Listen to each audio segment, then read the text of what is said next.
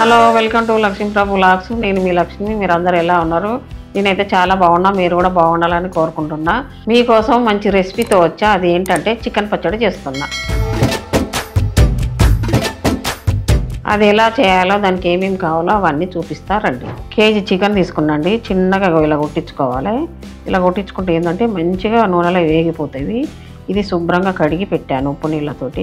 Chicken పచ్చడి కావాల్సిన మసాలా దినుసులు, అల్లం వెల్లుల్లి పేస్ట్ ఇవన్నీ మనము దోరగా వేపుకొని పొడి కొట్టుకోవాలి. కడిగి పెట్టిన చికెన్లో కొద్దిగా పసుపు, కొద్దిగా ఉప్పు, కొద్దిగా నూనె వేసుకోవాలి. ఒక 4 లవంగాలు, కొద్దిగా రాతి పువ్వు కూడా వేసుకోవాలి. ఒక బిర్యానీ ఆకు ఇలా చించుకొని వేసుకోవాలి. ఇవి మసాలాలు ఎందుకు వేస్తుందంటే మనం ఉడికేటప్పుడు ఈ నీసు వాసన ఉండకుండా మంచిగా ఉంటుంది ముక్క. ఇవి వేసుకొని ఉడకబెట్టుకుంటే చాలా టేస్ట్గా కూడా ఉంటుంది ముక్క. ఇప్పుడు మనం స్టవ్ మీద పెట్టుకొని దీన్ని ఉడకబెట్టుకుందాం రండి. స్టవ్ ముట్టించుకుందాం. ఇప్పుడు చికెన్ గిన్నె పెట్టుకొని మంట సిమ్లో పెట్టుకొని ఈ చికెన్ని నీరంతా పోయేదాకా ఉడికించుకోవాలి. మనం కొంచెం మూత పెట్టేద్దాం. నేను చెప్పడం మర్చిపోయానండి, ఇందులో కొంచెం ఉడికేటప్పుడు పుదీనా కూడా వేస్తే మంచి సువాసన వస్తుంది చికెన్ పచ్చడి. కలుపుకోవాలి. ఇట్లా మాడిపోకుండా ఇట్లా కలుపుకోవాలి. నీరంతా ఎగిరిపోయేదాకా చికెన్లో నీరంతా, ఈ వాటర్ అంతా ఇరికిపోయి మనకు కింద ఇట్లా ఆయిల్ లాగా రావాలి. అప్పుడు ఉడికినట్టు ముక్క. ఇంకా కిందకి మనం ఆయిల్ వేసాం కదా, కొంచెము ఆయిల్ అంతా ఉంది ఇక్కడ. ఇంకా మనము దీన్ని పక్కా పెట్టుకోవాలి చికెన్ ముక్కలు. చికెన్కి కావాల్సిన మసాలా దినుసులు వేపుకుందాం. ఇప్పుడు 1 స్పూను ధనియాలండి, 1 టీ స్పూన్ జీలకర్ర, 1 టీ స్పూన్ మెంతులు, 1 టీ స్పూను ఆవాలు, 1 టీ స్పూను సాజీర, ఒక 7 లవంగాలు, ఒక 3 యాలకులు, ఒక చిన్న దాచిన చెక్క. ఇవన్నీ దోరగా వేపుకోవాలి. ఎక్కువ వేపకూడదు, మాడిపోతే మంచిగా ఉండదు మసాలా. లైట్గా వేపుకోవాలి అంతే. ఇంకా చాలు. స్టవ్ బంద్ చేస్తున్నాం. ఈ మసాలా దినుసులన్నీ చల్లారినాక పౌడర్ చేసుకుందాం. మనము చికెన్ ఉడికేటప్పుడు బిర్యానీకు ఇవన్నీ వేసాం కదండి. ఇవి తీసేసుకొని ఈ ముక్కలు ఒక్కటి నూనెలో డీప్ ఫ్రై చేసుకోవాలి. ఒక పావు కేజీ పల్లి నూనె పోస్తున్నాండి నేను. నూనె కాగిందండి. మనం చికెన్ ముక్కలు వేసుకు వేసుకోవాలి. డీప్ ఫ్రై చేసుకోవాలి. మంచిగా ఎర్రగా అయ్యేటట్టుగా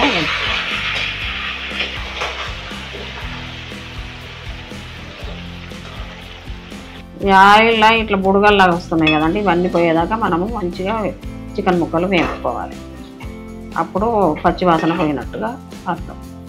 ఇలా చిన్నగా కొట్టించుకుంటే ముక్కలకు మంచిగా మసాలా, ఉప్పు, కారం అన్నీ మంచిగా పట్టి పచ్చడి ముక్క గట్టిగా పడి మంచి టేస్ట్ వస్తుంది చికెన్ పచ్చడి.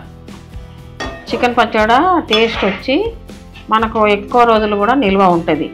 మనం ఇది చేసుకునేదే తక్కువ, కానీ చెప్తున్నా అలా ఎక్కువ చేసుకున్న వాళ్ళకు ఎక్కువ రోజులు నిల్వ ఉంటుంది. ఇది మనకు వారం రోజులు వస్తుంది కావచ్చు తింటే. ఇంకా చూడండి, ఇలా వేగితే చాలు. మనకి ఎక్కువ వేగినా కూడా మనకు గట్టిగా పీసులాగా అయితే ఉంటాయి. ఇప్పుడు మనం ఈ ముక్కలను తీసేసి ఒక ప్లేట్లో పెట్టేసుకుందాం.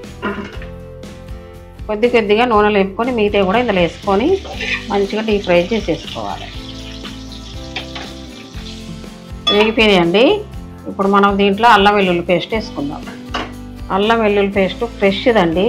పచ్చళ్ళకు ఫ్రెష్గానే పట్టుకోవాలి. 1 స్పూన్ వేస్తున్నా. నిన్నటిది మొన్నటిది ఫ్రిడ్జ్లో తీసి పెడితే పచ్చళ్ళు టేస్ట్ ఉండవు. మనం అప్పటికప్పుడు పట్టుకుంటే ఆ టేస్టే వేరు.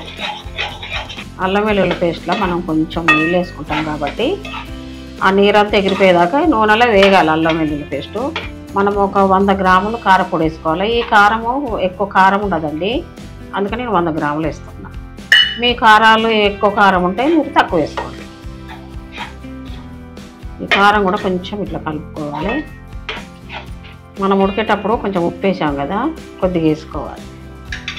సరిపోకుండా మళ్ళీ కలుపుకోవచ్చు. ఎక్కువ అయితే తినలేము కదా, పడేసుడే. ఇంకా మనం మసాలాలన్నీ వేపుకొని పౌడర్ చేసుకున్నామండి. ఈ పౌడర్ కూడా ఇందులో కలిపేసుకోవాలి.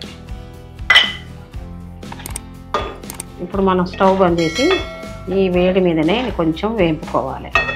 ఇది చల్లారినాక మనము నిమ్మరసం వేసుకుందాం.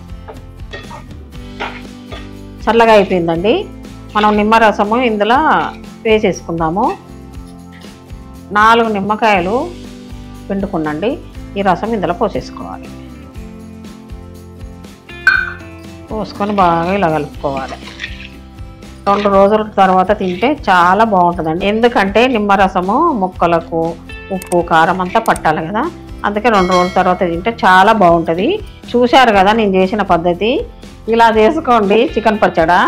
ఇలా చేసుకుంటే 2 నెలలు నిల్వ ఉంటుంది.